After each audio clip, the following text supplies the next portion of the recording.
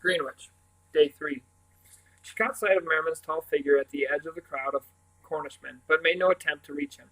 This was a time simply to wait and see what might happen next. The men seemed to be gathering in one group, the women moving away. All at once Mrs. Penhallow was at Jane's side again.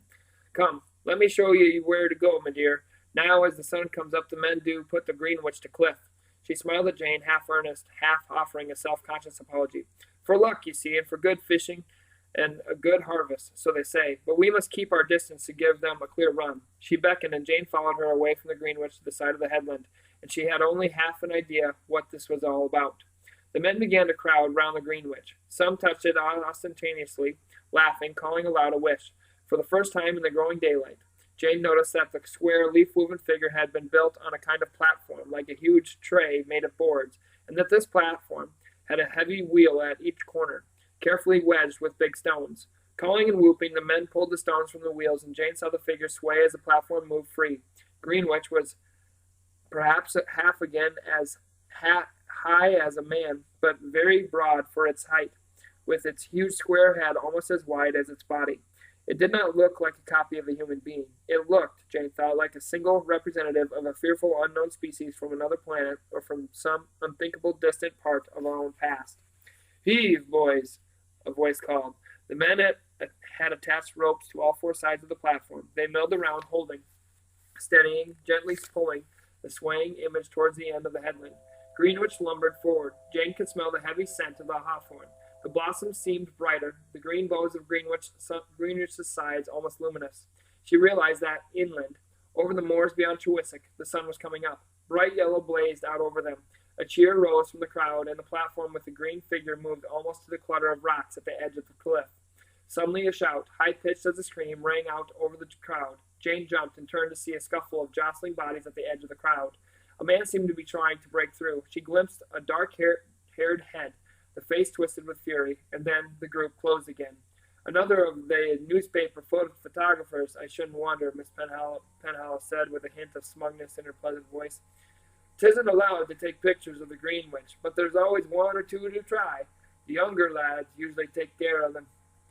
Jane thought the younger lads were probably taking good care of this year's intruder, judging by the speed with which his thrashing form was being hustled away. She looked again for Merriman, but he seemed to have disappeared, and a change in the voice of the crowd drew her eyes back to the end of Kamar Head. A voice called again, this time with familiar words of childhood. "1 to be ready, 2 to be steady, 3 to be off." Only the ropes at the rear and sides of the trolley were held now. Jane saw by perhaps a dozen men each.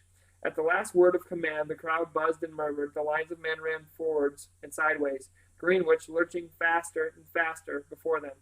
And then in one swift, complex movement, the trolley was jerked outwards over the edge of the cliff and brought up short from falling by its ropes. And the great green, tree-woven figure of the Greenwich, with no rope to hold it back, was flung out into the air and down over the end of Kamar Head. For a split second it was there, visible, falling, in the blue and the green among the wheeling, screaming white gulls, and then it was gone, plunging down, driven by the weight of the stones inside its body. There was a silence as if all Cornwall held its breath, and then they heard the splash. Cheers and shouts rose from the headland. People rushed to the edge of the cliff where the rope holders were slowly dragging the wheeled trolley back up over the rock. After a swift glance over the edge, they surrounded the heaving string of men, cheering them back along Kamar Head. When the crowd near the rocks had thinned away, Jane clambered to the edge and peered cautiously down. Down there the sea washed its great slow swells against the foot of the cliff as if nothing had happened. Only a few scattered twigs of hawthorn floated on the water, rising and falling with the swells, drifting to and fro. Suddenly giddy, Jane drew back from the rocks to the edge of the cheerful Chiswick crowd. There was no smell of hawthorn now, only a mixture of wood smoke and fish. The bonfire had burned out, and people were beginning to drift away, back to the village. Jane saw Will Stanton before he saw her. Beside her, a group of fishermen moved away, and there was Will, outlined against the gray morning sky, straight brown hair flopping down to his eyebrows, chin jutting in a way that for a split second reminded her oddly of Merriman. The boy from Buckinghamshire was gazing out to sea, unmoving, lost in some fierce quiet contemplation. Then he turned his head and looked straight at her. The fierceness became a polite, relaxed smile, with such speed that Jane felt it was unnatural. She thought, "We've been so chilly to him, he can't really be as pleased to see me as all that." Will came towards her. "Hello," he said. "Were you here all night? Was it exciting?" "It went on a long time," Jane said. "The exciting part was sort of spread out. And then the Greenwich, she stopped. What was the making of it like? Oh, beautiful. Creepy. I don't know. She knew she could never describe it in the sensible light of day. Have you been with Simon and Barney? No, Will said. His gaze slid past her. They were busy somewhere. With your great uncle, I expect. I expect they were dodging you, Jane said, astounded at her own honesty. They can't help it, you know. I don't think it'll last long once they've got used to you. There's something else bothering them, you see. Nothing connected with you. Don't worry about it, Will said. For an instant, Jane was looking at a quick, reassuring grin. Then his eyes flicked away again. She had an embarrassing feeling as she was wasting her breath, that the Drew's rudeness had not troubled Will Stanton in the least. Hastily, she took a refuge and prattled. It was nice when the fishermen and everyone came up from the harbor, and seagulls everywhere. And I saw Gameri, too, but he seems to have gone again now. Did you see him? Will shook his head, pushing his hands deep into the pockets of his battered leather jacket. We're lucky he got us the chance to come up here. They're supposed to go to a lot of trouble keeping visitors out normally, Jane said, remembering. There was one newspaper photographer who tried to get up close to the Greenwich when they were taking it to the edge of the cliff. A lot of boys dragged him off. He was yelling like anything. A dark man with long hair? Well, yes, as a matter of fact. At least I think so. She stared at him. Ah, Will said. His amiable round face was vacant again. Was that before you saw Merriman or afterwards? After, Jane said, puzzled. Ah, Will said again. Hey, Jane. Barney came skidding up, out of breath, oversized boots flapping with Simon close behind him. Guess what we did? We saw Mr. Penhallow, and he let us go on board the White Heather, and we helped them unload. Poof! Jane backed away. You certainly did. Wrinkling her nose at their scale-spattered sweaters, she turned back to Will. But Will was not there. Gazing around, she could see no sign of him anywhere. Where's he gone? She said. Simon said, Where's who gone? Will Stanton was here, but he's vanished. Didn't you see him? We must have frightened him away. We really ought to be nicer to him, you know, Barney said. Well, well, well, Simon said indulgently. We'll keep him happy. Take him for a climb or something. Come on, Jane. Tell us about the Greenwich. But Jane was not listening. That was odd, she said slowly. I don't mean Will going off. I mean something he said. He's only known Gameri for 3 days, and he's a polite sort of boy. But when he was talking about him just now, without thinking, the way things slip out naturally because you weren't watching, he didn't call Gameri your great-uncle, or Professor Lyon, the way he usually does. He called him Merriman, just as if they were both the same age. Chapter 4. It was the sky that began the oddness of the rest of that day, as the Drews walked back along Kamar Head to the harbor. Sun rose higher ahead of them, but gave no warmth, for as it rose, a fine hazy mist began to grow too. In a little while, the mist covered all the sky so that the sun hung there, familiar and yet strange, like a furry orange. Heat haze, said Simon when Jane pointed this out to him. It's going to be a nice day. I don't know, said Jane doubtfully. It looks funny to me, more like a kind of danger signal. By the time they had finished their large breakfast at the cottage, served by a sleepy Mrs. Penhallow, the haze was thicker. It'll burn off, Simon said, when the sun gets higher. I wish Great Uncle Mary would come home, said Jane. Stop worrying. Will Stanton isn't back yet either. They could be talking to Mr. Penhallow or someone. What's the matter with you this morning? Needs a nap, Barney said. Poor child. Had no sleep. Poor child indeed, said Jane, and was overtaken by a huge yawn. See, said Barney. Perhaps you're right, Jane said meekly, and she went to her room, setting the alarm clock to waken her in an hour's time. When the shrilling bell buzzed through her head, it woke her into total confusion. Though the curtains were open, the room was almost dark. For a moment, Jane thought it was night, and she was waking early. Until into her mind swam the image of the Greenwich falling down to the early morning sea, and in alarm she jumped out of bed. The sky outside was solid, with heavy dark clouds. She had never seen anything quite like it. The light was so dim that it was as if the sun had never risen that day. Simon and Barney were alone, downstairs, gazing anxiously out at the sky. Mr. and Mrs. Stanton, Jane knew, had left Cherwick early that morning for a 2-day tour of Chanticleer Pits. Mrs. Penhallow, the boys reported, had retreated to bed, and Merriman and Will had still not appeared at all. But what could Gameri be doing? Something must have happened. I don't know quite what we can do, except wait. Simon was subdued now, too. I mean, we could go out to look for him, but where would we start? The gray house, Barney said suddenly. Good idea. Come on, Jane. He seems to be taking the appearance of a painter, Will said to Merriman as they made their way back along Kamar Head, behind the last straggle of cheerful villagers. A swarthy kind of man, of middle height, with long dark hair, and apparently a real but rather nasty talent. A nice touch, that. The nastiness may be unintentional, Merriman said grimly. Even the great lords of the dark cannot keep their true nature from coloring their dissimulations. You think he is one of the great lords? No, almost certainly not. but go over the rest of it. He has already made a contact with the children, with Barney, and he has a totem. He's stolen a drawing that Barney had done of the harbor. Merriman hissed between his teeth. I had a purpose for that drawing. Our friend is further ahead of us than I gave him credit for. Never underestimate the dark, Will. I have been on the verge of it this time. He has also, Will said, stolen Captain Tom's dog, Rufus. He left a note warning that the dog would die if the captain went near the Greenwitch. Taking care of Barney would see the note too. A very neat piece of blackmail. If Captain Tom's had gone up to Kamar Head after that, Barney would have thought him a murderer. Of course, the dark knew he would be keeping only one of the old ones away from the making, but it could have helped him a lot. Rufus really is a marvelous animal, though, isn't he? For a moment, Will's voice was that not of an ageless old one, but of an enthusiastic small boy. The concern in Merriman's bleak, craggy face relaxed into a small smile. Rufus played a part of his own in the winning of the Grail last summer.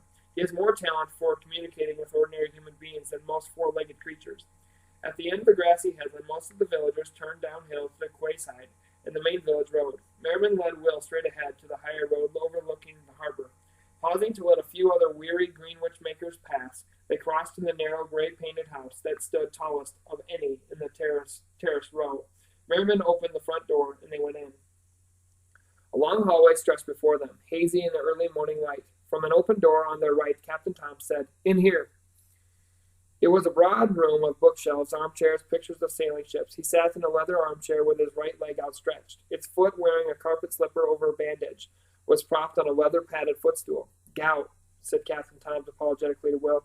"Kicks up now and again, you know. Sign of misspent youth, they say. It immobilizes me just as effectively as any gentleman of the dark could do. If our friend had had any foresight, he needn't have bothered to grab poor Rufus. That is a gift he lacks, I think." Merriman spread-eagled himself on a long sofa with a small sigh of relief. "I am not quite sure why, since he is clearly of some rank. Something he dares not exercise, perhaps. Anyway, the theft of the Grail, the attention paid to linking up with the children, and especially Barney, they all add up in the same direction." Captain Tom ran a finger reflectively over his close gray beard. "You think he plans to have the boy look into the Grail, to find him the future, the old scribe? Well, it's possible," Will said. "But is that what he wants first? Whether it is or not, Barney will need careful watching. I shall haunt him," Will said. "He'll hate it." He prowled restlessly round the room, staring at pictures without seeing them. "But where is the dark? Where is he? Not far away, I think." "I have had that feeling, too," Captain Tom said quietly from his armchair. "He is quite close by. Just after sunrise this morning I felt him go past the house, quite quickly, and there has been a faint sense of his nearness ever since. That was when he tried to get to the Greenwich, before the throwing," Merriman said. "Lucky for us he failed, or the creature might have responded. The fishermen hustled him off this way. They were most indignant and rather rough. I followed into the village until they released him. Then he put a shadow round himself, and I lost the way. But yes, he is near. One senses the ill will." Will stopped his prowling abruptly, stiffening like a pointing dog. Hastily, Merriman swung his long legs off the sofa and stood up. "What is it? Do you feel anything? Hear anything?" "I did, I think. You're right." Captain Tom hobbled to the door, leaning heavily on a stick. "Come outside, quick." The sound of barking rose even while they crossed the hall, and as they stood together on the steps of the gray house, it grew louder, nearer, the straining, hysterical noise of a dog demanding freedom. Overhead the sky was leaden gray, and the daylight had become grim and murky. Along the road from the village, further down the hill where the harbor and the jetties began, a red flurry of speed came hurtling towards them, with the dark figure of a man running after it. Will said sharply on a high note of alarm, "But look, the children!" On the quayside along the edge of the harbor road, they saw Simon, Jane, and Barney breaking into a run, excited, not yet seeing Rufus, but responding eagerly to the sound of his bark. "Rufus!" Barney was shouting gleefully. "Rufus!" The old ones stood poised, waiting. As Rufus rushed joyfully round the corner towards the children, they saw the dark man raise his hand. In mid-air, the dog froze, motionless, and dropped like a log of wood right in the children's path. Simon, thrown off balance too late to veer aside, tripped helplessly over him and fell hard to the ground. He lay still. Jane and Barney skidded to a halt, aghast. The dark-haired man neared them, paused, raised a hand pointing at Barney. Only Simon saw. Lying on the ground, facing the hill, drifting out of the moment of black unconsciousness that had swallowed him when he hit the ground, he blinked his dazed eyes open. and he saw, or thought he saw, 3 shining figures in a great blaze of white light. They towered and grew, their brilliance blinding Simon's eyes. They seemed to be swelling towards him, and he closed his eyes against the pain of the light. His head was full of whirling noise still. He was not properly out of unconsciousness. Afterwards, he was able to tell himself that it was all imagination, confusion after a blow. But the overwhelming sense of awe that had swept over him never afterwards quite left his memory. And Jane and Barney, caught out of the movement, staring horrified at the dark-haired man almost upon them now, saw only the dreadful change on his face as suddenly he reeled back, spun away from them, beneath the impact of some unseen force. Snarling with malignant fury, he seemed to be fighting a tremendous battle with nothing. His body was rigid, the fighting was all in his eyes and the cold line of his mouth. There was a long, horrible moment of waiting as the dark figure rose, fiercely twisted under the gray light of the dark sky. Then something in him seemed to snap, and he flung round without another glance at them, rushed away, and was gone. Rufus moved, whining. Simon stirred and sat up. He got to his hands and knees over the dog and patted his head groggily. Rufus licked his hand, struggling to his 4 wobbly feet like a newborn calf. I feel like that too, said Simon. Carefully, he stood up. Jane prodded him with a nervous finger. Are you all right? Not a scratch. What happened? I don't know. There was such a bright light. His voice trailed away as he tried to remember. That was from banging your head, said Barney. The man, you didn't see him? He was right on top of us, and then, I don't know, something stopped him. It was weird. As if he had some kind of fit, said James. He sort of writhed about with his awful look on his face, and then he just dashed off. He was the painter, the one who took my drawing. Was he really? Of course. He stole Rufus, too. That was why. But Barney was not listening. He stood gazing up at the high-sloping road beside the harbor. Look, he said in a strange, flat voice. They looked with him, and striding down towards them from the direction of the gray house came Merriman. His jacket flapped open, his hands were in his pockets, his wild white hair lifted in the breeze that was beginning to stir all around. He said when he reached them, You are going to get wet if you stand about waiting for the rain. Jane glanced up distractedly at the darkening sky. Didn't you see what happened just this minute? Some of it, Merriman said. Are you hurt at all, Simon? I'm fine. Barney was still gazing at him with a bemused look on his face. It was you, wasn't it? He said softly. You stopped him somehow. He's from the dark. Come now, Barney, Merriman said briskly. That's a large assumption. Let's not conjecture where your unpleasant friends came from. Just enjoy the fact that he is gone, and Rufus safe and sound back again. The red dog licked his hand, feathery tail waving fiercely. Merriman rubbed his soft ears. Go home, he said. Without a glance around, Rufus made off up the hill beside the harbor, and they watched in silence as he disappeared into the side entrance of the gray house. Barney said, That's all very well, but I thought you brought us here to help. Barney, said Jane. You are already helping, Merriman said gently. I told you, be patient. Simon said, We came out to look for you. We thought something might have happened. I was just in the gray house chatting with Captain Toms. Will Stanton hasn't come home since the Greenwitch thing either. Just sightseeing, I dare say. I expect we shall find him at home when we go back. Merriman glanced up again at the lowering gray clouds. A long, low rumbling came from the sky over the sea. Come along, he said, home, before the storm breaks. Jane said absently, as they trotted obediently to keep up with his long, loping strides. The poor Greenwitch, all alone there in the sea. I hope the waves don't smash it all to bits. They scrambled up the last narrow steps to the cottage. As they reached the door, white light ripped open the sky, and a huge thumping crash echoed and re-echoed all around the bay. Merriman said through the noise, I don't think they will. Jane stood again on Kamar Head, but now she was alone, and the storm at its height. It seemed neither night nor day. The sky was gray all around, heaving, hanging, sharp lightning split it. Thunder rumbled and thudded, echoing back from the inland moors. Gulls whirled and screamed in the wind. Below the sea boiled, waves raging, tearing at the rocks. Jane felt herself lean on the wind, lean out over the cliff, and then leap high in the air, out, down, falling through the wind with the gulls swooping round her as she fell. There was a sick horror in the falling, but a kind of wild delight, too. The great waves swirled to meet her, and with no shock, nor splash, nor sense of another element, she was still falling slowly, floating down through the green underwater where none of the wild frenzy from the storm above could reach. There was no movement, but a slow swaying of weed from the deepest touch of the great ocean swells, and before her she saw the Greenwitch. The great leafy image rested upright against a group of craggy rocks. They gave it shelter. The Greenwitch stood undamaged, just as Jane had seen it before, the square, unhuman head set on the gigantic broad body, its leaves and Hawthorn blossoms were spread like weed in the gentle tug of the water, rippling to and fro. Small fish darted round the head. The whole structure swayed now and then rhythmically when the long reach of the storm swell pulled at it. Then, as Jane watched, the swaying grew more pronounced, as though the storm were reaching deeper into the sea. She could feel the pull of the waves herself. She moved like a fish, both obeying and resisting them. Greenwitch began to turn and sway faster, further, drawn so far in each direction that it seemed the whole figure must topple and be carried away. Jane felt a dark chill in the water, a sense of great threatening power, and to her horror the movement of the Greenwitch changed. Limbs stirred of themselves, the leafy head rippled and stirred as if it were a face. Then the coldness suddenly was gone. The sea was muted blue and green again, with the weed and the fish swaying in the swell. But now the Greenwitch, she knew, was alive. It was neither good nor evil. It was simply alive, aware of her as she had all along been aware of it. The huge leafy head turned towards her. Without a voice, the Greenwitch spoke into her mind. "I have a secret," the Greenwitch said. Jane felt the loneliness that she had felt in the thing up on the headland in the beginning, the sorrow and emptiness, but through it she felt the Greenwitch clutching at something for comfort, like a child with a toy, though this child was hundreds of years old, and through all its endlessly renewed life had never had such comfort before. "I have a secret. I have a secret." "You are lucky," Jane said. The living tower of branches bent towards her, nearer. "I have a secret. It is mine. Mine. Mine. But I will show you, if you promise not to tell." "Not to tell." "I promise," Jane said.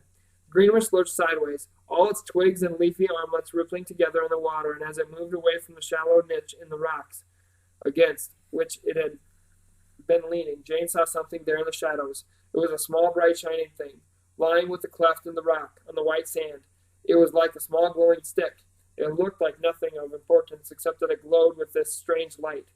As to a small child showing its toy, she said to the Greenwitch, "It's lovely." "My secret," said the Greenwitch. "I guard it. No one shall touch it. I guard it well, for always." Without warning, the darkness and the chill came again over the water, infusing the whole undersea world. The Greenwitch changed utterly in an instant. It became hostile, angry, threatening. It loomed over Jane. "You'll tell! You'll tell!" The leafy head split horribly into a parody of a face, snarling, furious. The branching form seemed to spread,